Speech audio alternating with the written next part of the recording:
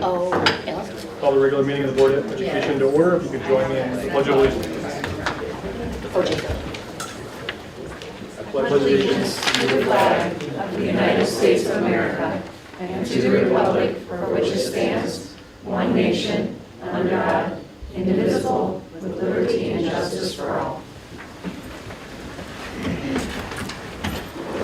Motion that we appoint Lisa Truscott as the acting secretary for the regular Board of Education meeting due to Brad Stutter's absence. Support. Any discussion? All in favor, please say aye. Aye. Aye. Aye. Lisa, you mind taking the roll? Okay. Ms. Barnes? Present. Mr. Hanspike? Present. Mr. Hanselman? Here. Mr. Stoddard? Mr. Tramontana? Here. I am here. Mr. Weaver? And Sunny Poacher. Thank you. We have a quorum. We have a motion to adopt the agenda. So moved. Support. Moved and supported. Any discussion? All in favor, please say aye. Aye. Any opposed? We have an agenda.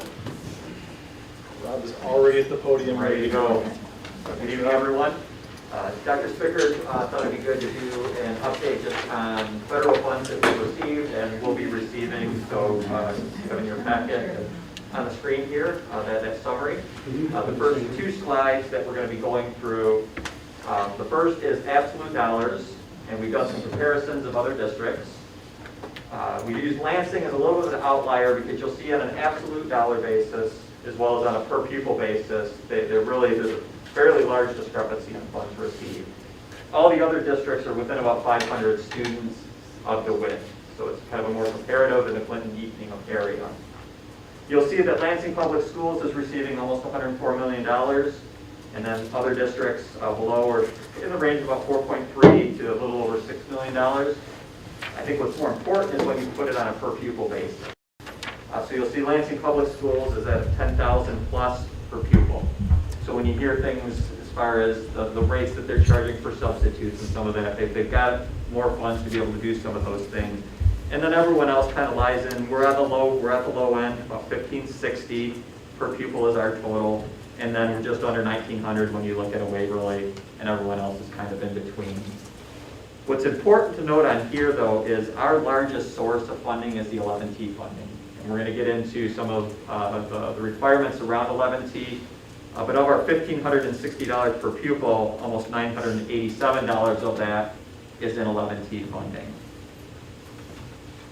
To break down each of these columns in a little bit more detail as far as some of the requirements, restrictions, and availability of use, ESSER and ESSER 2 have the fewest restrictions on their use, and the funds can be supplanted. And that means that you can use existing costs against the revenue that you've received.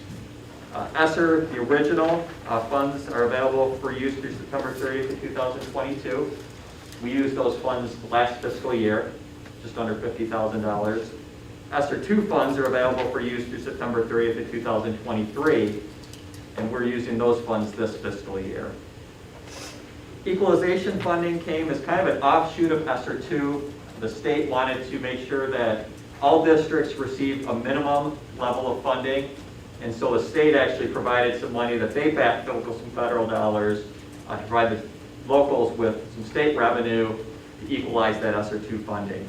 Had the same requirements, same timelines to some extent as ESSER 2. One of the big differences is that it did require in-person instruction that was generally considered to be about 20 hours per week. That was something that you had to commit to last March. We did commit to that, which made us eligible for those funds. What you'll find probably when we close our fiscal year this year is that we are required to recognize the revenue this year. However, the expenditures tied to our equalization funding will be spent over this fiscal year and next fiscal year. Part of the reason for that is I'll use technology as an example. At our last board meeting, we had about $350,000 worth of technology approved. As of today, we don't know if that technology is going to show up next week or if it's not going to be till August.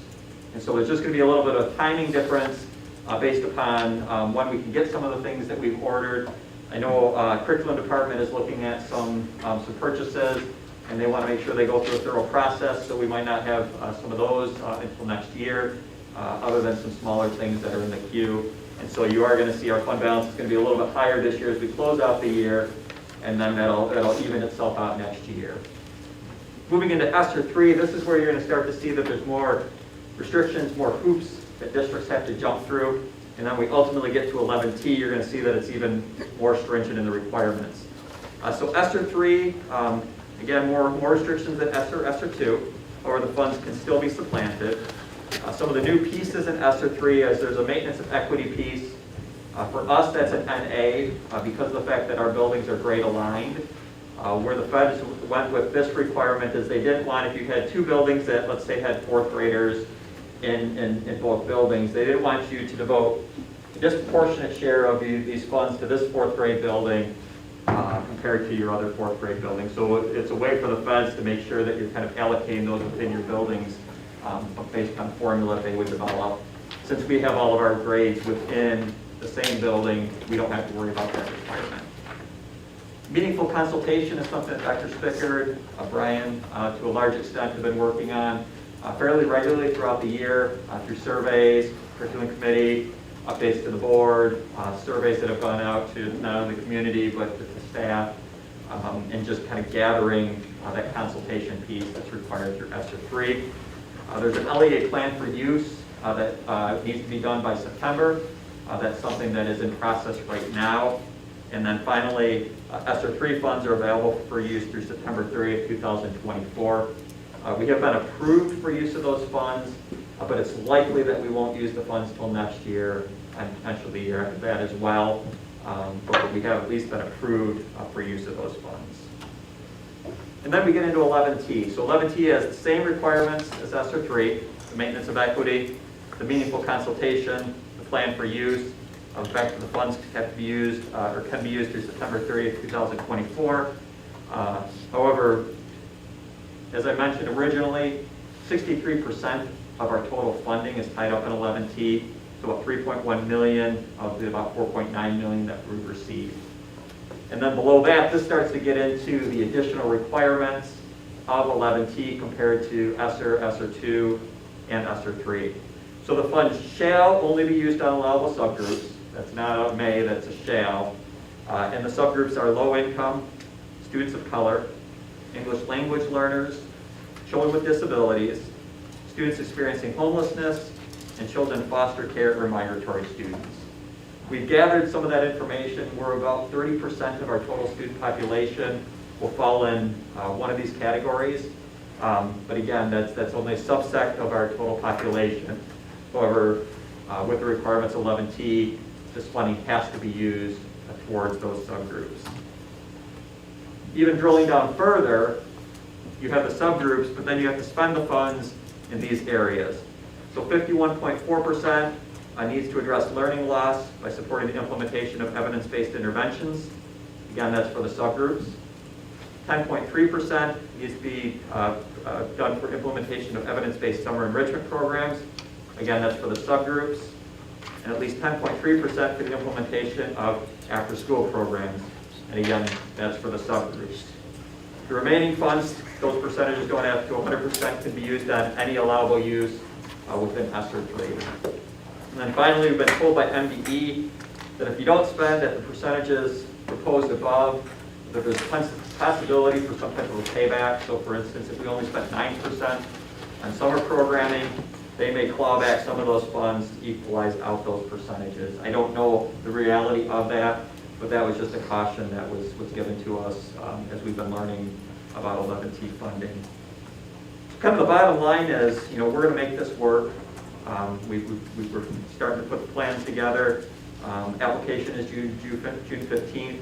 But the reality is, it's a little more difficult for us to do some of the things that you're hearing other districts doing. You're hearing about HVAC upgrades. You're hearing about sub costs. You're hearing about interventionist strategies and different things that they're doing. With these requirements, it just makes it really challenging for us to be able to do those things because our funding is primarily tied up in 11T. Any questions? That's a lot of information. Are there any questions before we move on to some of the other federal funds that we've received? If not, this last slide is kind of a catch-all. So We've had some other federal funds come over the last couple of years. The first three relate to programming that happened this past summer. So we received some federal funds for summer school, credit recovery, which was done at the high school, and then for staff that worked those programs, there was a stipend that they were eligible for. The funds flowed to the district, and then we were required to turn around and pay that stipend. Back when the pandemic first started, the state flowed some district COVID costs and some coronavirus relief funds to us. Unfortunately, they reduced in half the relief funds that were received by reduction in state aid. But the good news is, if you'll recall from 2 years ago, at one point we were thinking that there could be multi-$100 per pupil cuts going into the year. And we had counselors, we had interventionists, we had support staff positions, potentially all being reduced because of that reduction in funding. So this allowed us to be able to keep that programming in place, which is critical as we move through the pandemic. The next two lines are technology related. So we received some MyConnect connectivity project funds a year ago. This year we received emergency connectivity funds. Those are technology, and those were used to purchase Chromebooks, both last year and this year. And then the next two relate to our child care programming. There were grants available both last year and this year. We received about $87,000 last year. About $20,000 of that we received, and then we flowed to parents that were in the program. The rest allowed us to reduce the loss that we had in 2021. And then similarly for this year, we received about $285,000 through the grant. Part of the requirement was stipends for staff in the child care program. So those were paid with that fund. And then the remaining funds were basically allowed us to kind of hold even over the last 2 years. So we took on, even with the first round of funding, about a $261,000 loss over 2 years. And receiving these funds allowed us to kind of get back to level. And then finally, the last 2 years, we've been able to offer free breakfast and lunch to all of our students. Unless something changes legislatively, that will end at the end of this school year. So that will not be an option for us for any of the summer programming that we might do through 11T this summer. And then when we get into the fall, we'll be back to our original free, reduced, and full pay meal pricing. And again, that's absent any changes that may or may not happen at the legislative level. Any questions on that?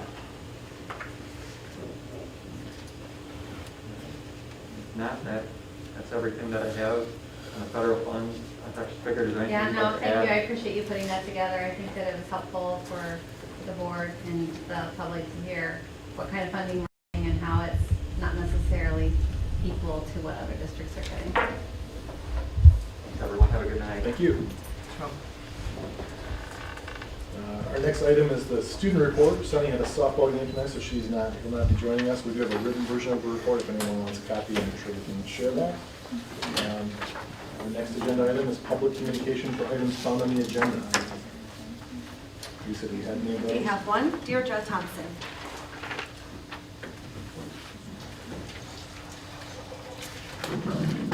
Hi, thank you for allowing me to speak. Again, Deirdre Thompson, DeWitt Township resident. In terms of my comments for the items on the agenda, I noticed there's reference on the agenda to 6 new policies and/or revisions. I looked on the board website to see if I could take a look at those and read those prior to coming to the meeting. I was not able to find them. At a previous meeting, we discussed, or the board discussed and agreed upon posting those online prior to meetings so that the public could have a chance to read those and review them. So I am respectfully asking that the board actually read those policies or agenda or revisions to the policies today. And then this is not on the agenda, but I only have one chance to talk, so I'm putting them together. Board policy 8450.01 is the protective face coverings. I am asking the board to look into actually either repealing this or revising this. It says that the super may activate this policy by notifying the school community in the times of a pandemic. We now know through multiple studies that masks have caused more issues with learning, depression, self-esteem, and delay in meeting of milestones for our children. And I think that we really need to consider strongly before implementing any sort of masking policy with our community and with our schools. We also know that from multiple international studies that masks did not provide any benefit or stop the transmission in communities. So we need to look at that as a board and a community and address that. So just formally asking for the board to consider repealing that or revising it to make sure that the board has to vote on this with community input in the future. Thank you very much. Thank you. Is that it, Lisa? Yes. Move to our consent agenda. It's the recommendation by Superintendent Shanna Spicker that the Board of Education approve, adopt, accept the following items for immediate implementation, appropriate action as presented, approval of minutes, the regular meeting minutes from March 14th, 2022, Curriculum and Improvement Committee meeting minutes from March 22nd, 2022, and the Finance Committee meeting from April 8th, 2022. The Treasurer's report for the month of March 2022. The Treasurer reviewed the checks, ACH debit, and the purchase card for the month of March 2022, and to approve the overnight out-of-state trip for the DHS band trip to Europe on June 30th through July 15th, 2022. Do you have a motion? So moved. Support. Moved and supported. Any discussion, anything you want to share with us? Shanna? I don't think so. Did you read both trips? Did you have the BPA trip when you did the summary? Did you guys hear that one? No. I didn't hear that, so I want to make sure we get that into the. I didn't, but only because it's not on my script. Oh, sorry. So I will update my request for a motion. Yes, I see it on the agenda. Okay. I'm going to update my request for a motion to include BPA. the Business Professionals of America National Leadership Conference in Dallas, Texas, May 4th through 8th, 2022. Do I have a motion? So moved.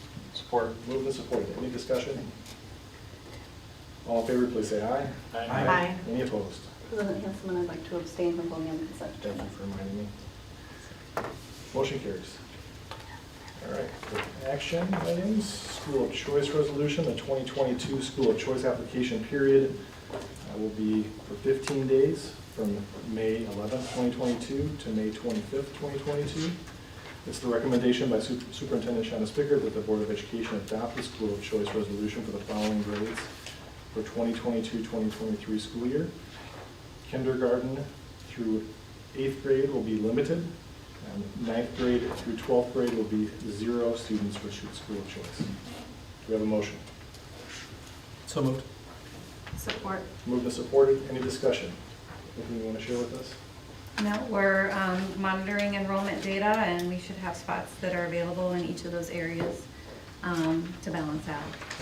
I know we're losing a large senior class Yes. this year, so Rob's budget shows Yes. a dip. Yeah, so Are we planning on increasing school choice to fill that 31, or?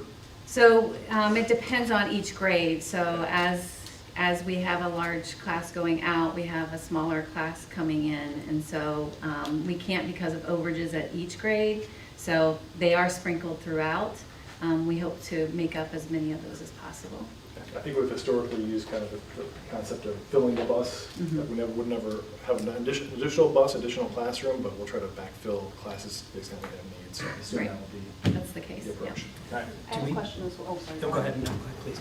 I just wondered what is meant by limited, and I mean, what is the criteria? So there's open enrollment and then limited, and so limited gives us the chance to, we have to have at least one in each space, but it gives us the chance up until when we have school of choice to determine the numbers.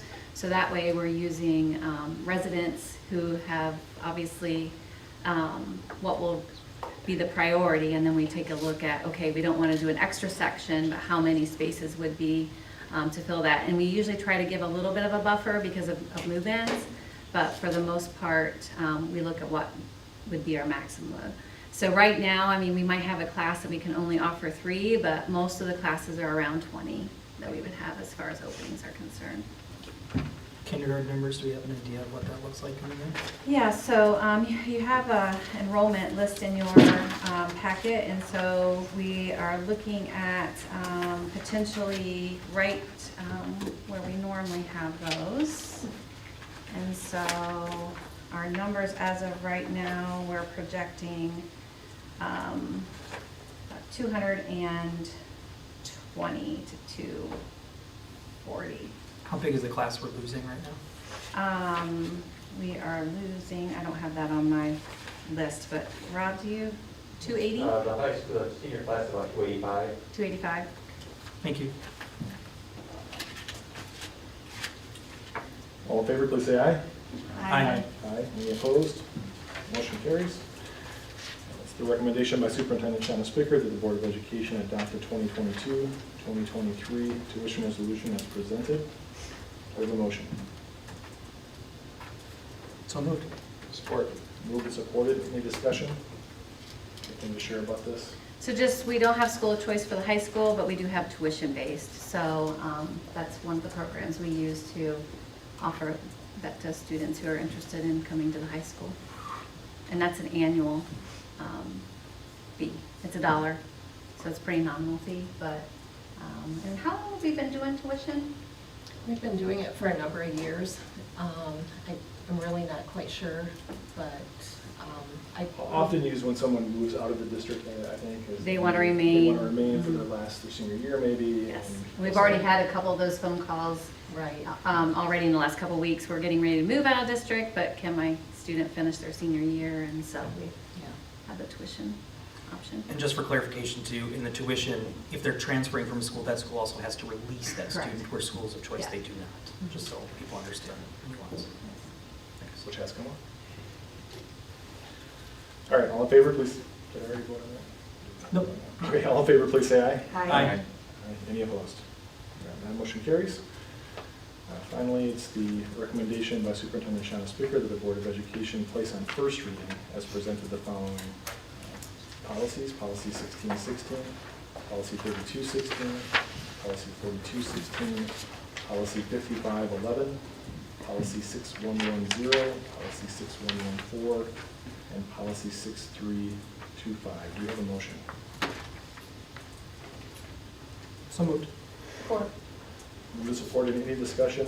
Yeah, so just an update on that. So we are putting a PDF version of all the policies once we do the first read, so those will go up tomorrow, Deb, or? So those will go up on the site tomorrow, so that way public can see them before you vote on them at our next meeting. The dress code policies 1616, 3216, 4216, and 5511 are just to really state what is legally required for us with non-discriminatory and affirming an employee's right with gender identity. So those are addressing that. And then the funds, the federal funds one, so that's 6110, 6114, and 6324 are for language just to be in compliance with Edgar. So those updates need to be done for that. This is actually a pretty small update. So I saw last year's update, which was a few pages worth of policies, and even when Pat came to review the policies, he said this one was a pretty small update. I have some questions. Mm-hmm. I was trying to read what MASB said about the staff dress and grooming. Mm-hmm. And they call it optional language has been added to state what's legally required. So we're legally required to do it, but it's optional whether or not we state it in policy. Correct. Is that correct? Yes. So what is the benefit of stating it in policy? I guess my question is, what is different today if in the way that staff can express themselves in dressing? What would be different if we put that in writing and policy? How does it I benefit think us? it's important to have policy that's written in the way that we're expected to follow it. So while the language isn't required, the expectation of us to follow it is. And I think that by having that, it makes it clearer to staff what those expectations are and what we're going to be following. So this is more in compliance with Title IX and then Title 12 language. But it doesn't change anything that we would do if something like today. The one that's recommended, or that said is recommended, is for policy 5511, but they really, they strongly want us to have the language in 1616, 3216, and 4216. But again, it's not required. While there's no requirement to have the language, we are supposed to have, we need to follow it. So if we need to follow it, my thought is we might as well have the language to explicitly state it.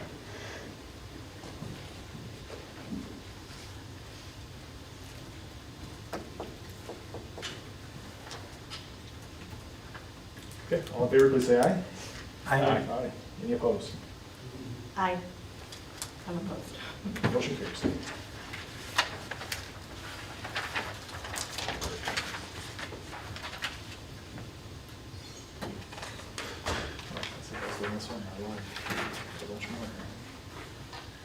All right, it's a recommendation by Superintendent Shauna Spicker that the Board of Education establish the annual budget hearing to take place on Monday, June 13th, 2022, at 6 p.m. in the boardroom of the DeWitt Board of Education offices. The regular Board of Education meeting will immediately follow. Do we have a motion? So moved. Support. Moved and supported. Any discussion? All in favor, please say aye. Aye. Any opposed? Motion carries. The recommendation by Superintendent Shauna Spicker that the Board of Education approve the contracts for the principals and other administrators identified in the April 6th, 2022 memo from Superintendent Shauna Spicker for the 2022-23 and the 2023-24 school year, with the authorization for the superintendent to execute those contracts by June 30, 2022. Do we have a motion? So moved. Support. Moved and supported. Any discussion? Anything you want to add? No? Okay. All in favor, please say aye. Aye. Any opposed? Motion carries. Public communication for items not found on the agenda. Lisa. Samantha Main.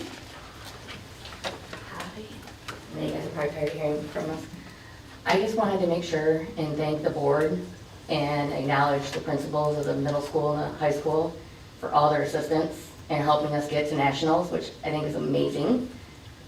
First year in school, and we made it to nationals, and they're working with us to work on the time off for the kids and everything. So I appreciate all your help that you've given us and for coming to our practices so you can understand more about us. And I hope we get to bring you great news when we get back. Okay. Good luck. Thanks a lot. Adam Holland.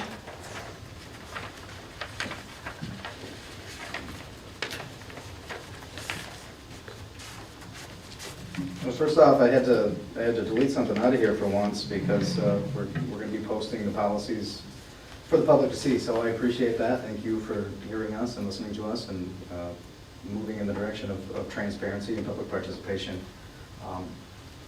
So right before spring break, Ms. Novak sent out a notice about a mental health survey going to be administered at Herbson Woods. Apparently a similar survey had been implemented a couple times this year. The survey appears to cover extremely private and sensitive subjects, the extent to which I'm not exactly sure because access to the survey wasn't provided as part of the notice.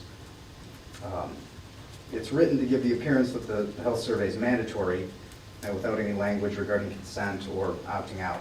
Now it's striking to me because the Protecting Pupil Rights Amendment incorporated in your policy 2416 requires prior written parental consent to administer mental health surveys. In an underhanded attempt to ensure the highest level of participation, the policy presumes informed consent without it being in writing, and only requires mental health survey notices to inform parents of the right to opt out. But you're not even doing that. So why is it that every major invasive action taken by the school is done in complete disregard for the rights of students and parents?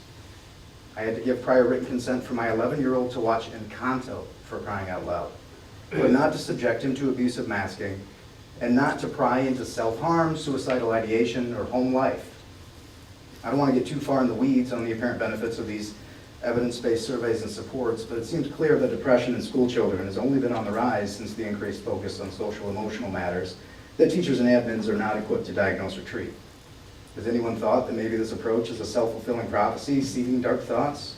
Tell a kid not to think about a pink elephant, see what happens. I digress. Why is the theme here to cut parents out of every intrusive school decision? Why is everything done in the dark?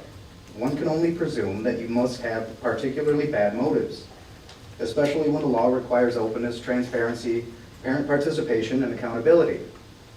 But you keep evading those requirements. Is this how things have always been in DeWitt, or is this a new direction under Superintendent Spicker? Why can't ours be the school that parents can proudly say is open and honest and welcoming and responsive to parental concerns? Where we have nothing to worry about and completely trust the school acting in loco parentis. Instead, you're dead set on running as many families out of the district as need be until you can freely impose your will. How long do you think you can keep it up? And I think that Deirdre missed the operative language in the process for activation of the mask policy under 8450.01, and that is the superintendent's guidance has to be issued through board resolution. So I don't know that the ask is necessarily a repeal or revision, but more adherence to the terms. Thank you. Thank you.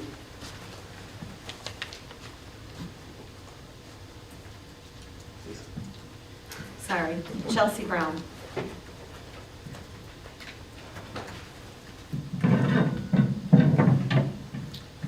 I'm here again to ask for things to which I'm legally entitled, things that I've already FOIA'd and asked for at open meetings repeatedly. Despite that, I've received no answers from the superintendent beyond a shifting story and an accusation that I am the one being dishonest. At the last meeting, I stated facts about what Shauna had said regarding parent and visitor policies in the district this year. I quoted her own words and cited my own FOIA request in her response. Later in the meeting, Shauna insisted that the 3 stories she's told about visitor policies are all true, despite providing no corresponding answers to my November FOIA. As some background, last fall I had been told by parents that they had been banned nearly across the board from school buildings. We're talking about things as simple as walking their children to class or seeing their classrooms. So in November, I FOIA'd the district about these policies. Shauna has admitted that policy changes existed for the school year, yet she didn't provide them. She's admitted that there were discussions about policy changes behind the scenes. She did not provide them. So after the last meeting where she admitted all of this again, I sent her a follow-up email reminding her that I'd already FOIA'd all this and requesting again the policies and communications that she just talked about at the board meeting a few days prior. Surely she must have some proof if she's going to imply that I'm making it up, right? Unsurprisingly, instead of providing any of what I've been asking for, I was given a copy of the handbook and directed again to Board Rule 9150, which she purports is her authority for delegating such policymaking to the principals. On the one hand, she claims that she delegated this authority to the principals, which, by the way, we know isn't even true because a previous FOIA, and not interestingly mine, despite that I have asked for this very thing, turned up a text from August in the midst of her plotting to seize power, which Shauna stated to a board member, "We are going to try to keep visitors to a minimum." So on one hand, she says she delegated authority and cites rules to support that, but on the other hand, she says that policies have remained unchanged. Both of those can't be true. But Rule 9150 actually does say something helpful if you read way down to the 8th paragraph. Quote, "Rules regarding entry of persons other than students, staff, and faculty upon school grounds or premises shall be posted conspicuously at or near the entrance to such grounds or premises." Your own rule, your own policy requires the visitor policies to be in writing and posted. So I ask again, where are the policies? Shauna said they exist, but has twice now denied them to me. If everything she has said is true, and if she stands behind it enough to maintain that I'm crafting a narrative, why doesn't she just produce the documents that I'm asking for? Seems like a pretty simple solution, and yet she hasn't. That definitely speaks to someone crafting a narrative, but it isn't me. Shauna prevented parents from participating in their children's lives and education under color of law, and she's lying about it now. She knows she's lying, she knows I know she's lying, but she's so comfortable in her seized authority that she does it without worry of rebuke. Does it concern the board at all that parents show up to these meetings begging, pleading, and crying for things they have a legal right to rather than receiving the help they seek, that they are ignored, lied to, or even called liars themselves? Could someone on the board use your oversight authority and ask Shauna where these policies are? Could you ask her why they're not posted and why she won't give them to me? This is not a rhetorical question. I shouldn't even have to ask in the first place, and yet I've been asking since November. I'd like an answer. Thank you. Thanks.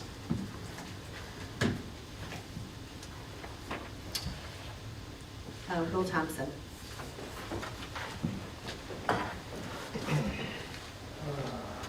Good evening, and thank you for all that you do. First request is if you could post the presentations that are done at the school board, that would be very helpful. I'd appreciate seeing some of that. It's very hard to keep up with some of the reports that are done. But my main topics today are nothing new. I'm asking for 2 things, transparency and parent involvement. These have been repeatedly said by me and repeatedly said by others up here. I think the board is really missing, the school's really missing an opportunity to create advocates for this district. I mean, I could be one of your biggest advocates if I really had trust in what the school does. But how can I trust the school if I can't find things that I want and they seem like they're not unreasonable to ask for? So let's talk about some of the transparency. First, we talked about, and I certainly appreciate that you're going to post the policies. It'd be nice if there was some discussion about it, though. There's hardly ever any discussion about the policy by the board. So we don't get to hear that. It's great that you post it, but now you're going to post it after the first reading. So that kind of cheats us out of any comment during this presentation, right? So now we're limited to the next reading of it, and there's only 2 readings of it. So I wish that you would post it before this meeting. I will comment on what Adam said. There's recently been a health survey. I didn't know what was in the health survey. I went to the school site. What's in this health survey that they're handing out to my kids and everybody's kids? Can't find it. Why can't I find it? Somebody showed me a copy of it that they somehow got, and it's pretty concerning, and I think all parents should have an opportunity to see the contents of that survey prior to it being sent out. They weren't given any notice, as Adam said. It was right before spring break, and it was going to be administered right after spring break. That's not enough time. And then how do you find it? You have to ask somebody for it. I thought we were in 2022, not in 1982. So this stuff should all be electronic. I talked last month about the Rasmussen poll. 85% of the people believe parents should be allowed to see all curriculum, books, and other materials in classes. I'll repeat my request. That should be available to all parents. Transparency. That's how we build trust. That's how we turn me from somebody that doesn't know what's going on into somebody that's going to argue for the school and say how great it is. Let me talk about parental involvement. The school board manual has an entire section that discusses parental involvement. It says in part, the Board of Education recognizes and values parents and families as children's first teachers and decision makers in education. That's great. I totally agree with that.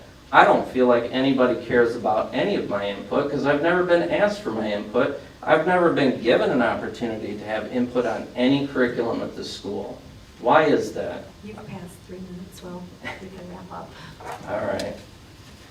Let me finish by saying this. I could be one of your biggest advocates, but I don't feel that I can because I don't feel that there's transparency, and I really don't feel like anybody cares for parental involvement, and it's really disappointing.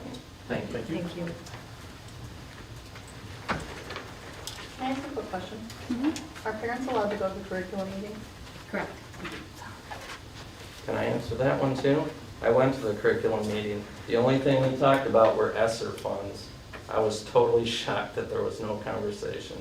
The other thing that I would say, there were only 2 parents there. The rest of them were all people that work for the school, so sorry. No, that's okay. Appreciate it. We have one more, Amber Warner. I was just going to add to the transparency conversation. I would like to know, like a lot of times in your guys' conversations in the past, DEI comes up. I would like kind of an explanation of what you mean by DEI. Maybe a presentation sometime so that we can all be included on the new terms that are going around the school. What are the goals and the end game of DEI? How can parents be involved to be sure that we have an input in DEI in the schools? And I would also like access to any training that maybe the board or the schools have had teachers in DEI as well. So, thank you. Thank you. Superintendent's report. All right, so as far as teaching and learning go, we had our teacher intent letters that were due last month on the 15th. So that tells us who's coming back or who's planning on coming back, what grade levels they want to be at. So then that way when we work on staffing, we can plug that into the mix. We have one retirement that has been announced, but a couple of others we think are in the pipeline.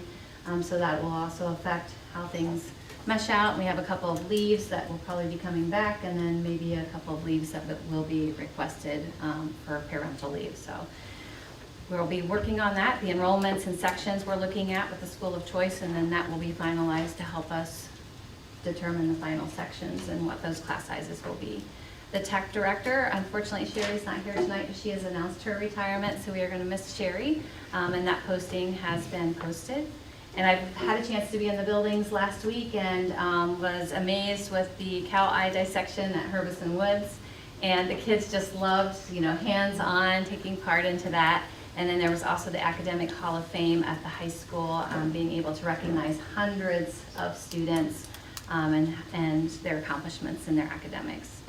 As far as the bond goes, you're going to start seeing work around the construction and behind the bus garage. The stadium and track are closed to the public at this time.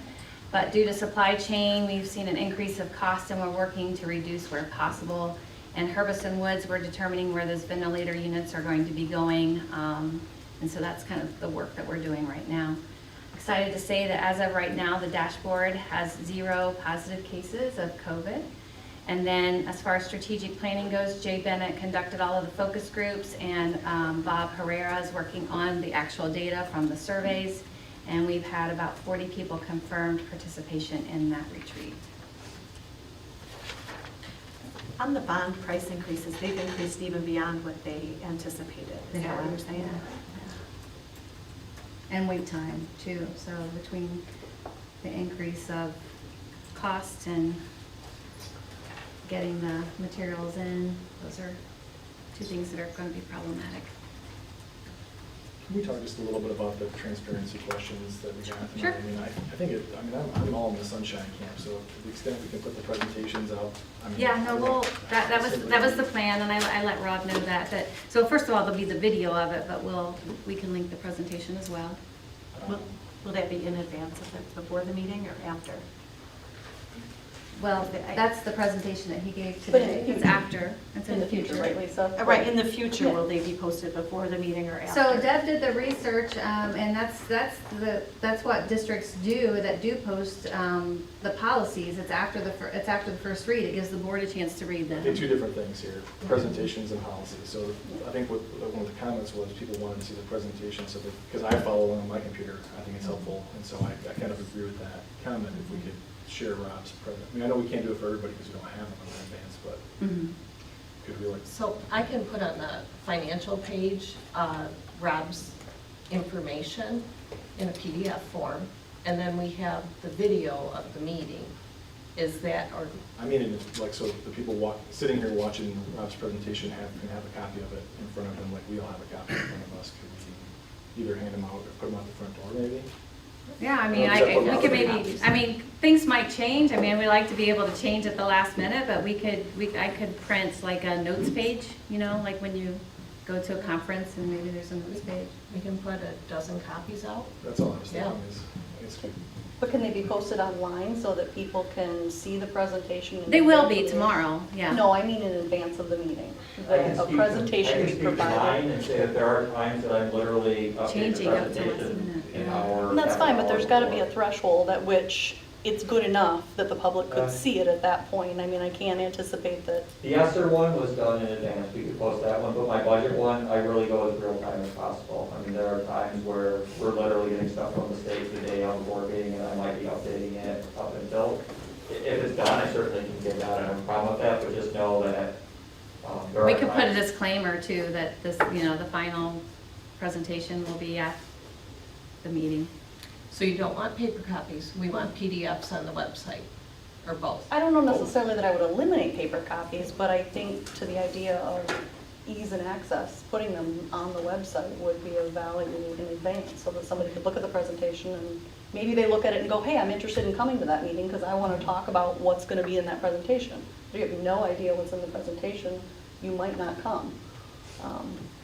And if somebody wants to direct me on it, like at a certain time, we want that posted because that's something that the public will be looking for. I would like that. I wouldn't want you guys to all of a sudden hear that it wasn't posted you know, until 4 PM. Well, our board books usually come out Friday-ish.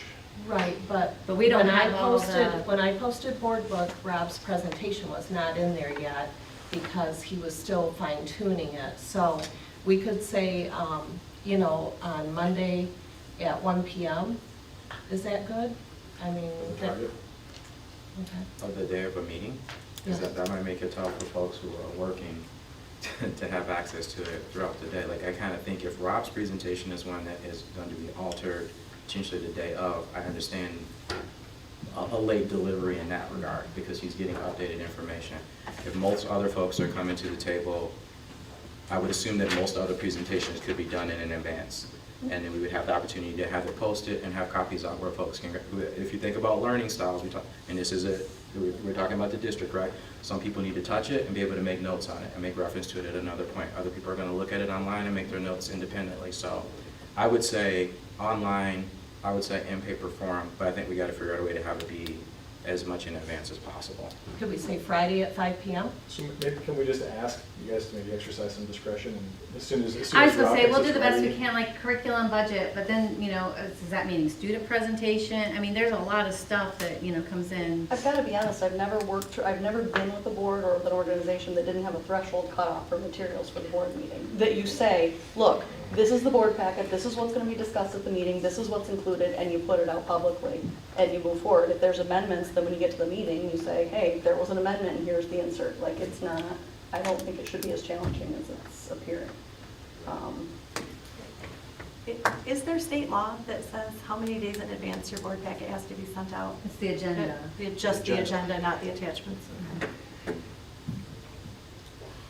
I mean, yeah, I mean, Deb comes in on weekends, I'm sometimes coming in on weekends, Rob's working on weekends to get stuff done, so. Why don't we shoot for the Friday before, of the Monday meeting? If, you know, if there's something that's not ready or it's not ready for prime time, then get it out as soon as you can. I would say when you send it to us, you know, I mean, that makes sense. We don't want to, I don't want you spending your weekends doing stuff, but if you send it to us, post it at that point, Yep. that's reasonable, because And we're all generally- getting it at the same time. Yeah. And we can put it's a tentative presentation. Yeah, put all the caveats you need to say. This, you know, Rob may change this up until 4:45 on the day of the board meeting, and I get it. We're just going to post it. Okay. I don't need to write any more stuff on the website, so. And in terms of the policy, you mentioned, which I didn't know, Deb did research on what other school districts do, is that right? Mhm. And most people don't post it? Did you talk to, well, most people don't post PDFs, and did you talk to MASB about it? No, I had reviewed a couple different area school district websites. I find that that's probably my best resource. And some do have it and some don't, but I'm happy to do a PDF prior to the first reading.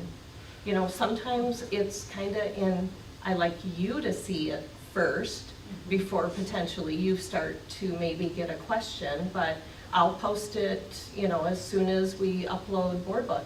Yeah, let's do the same approach for that. Okay.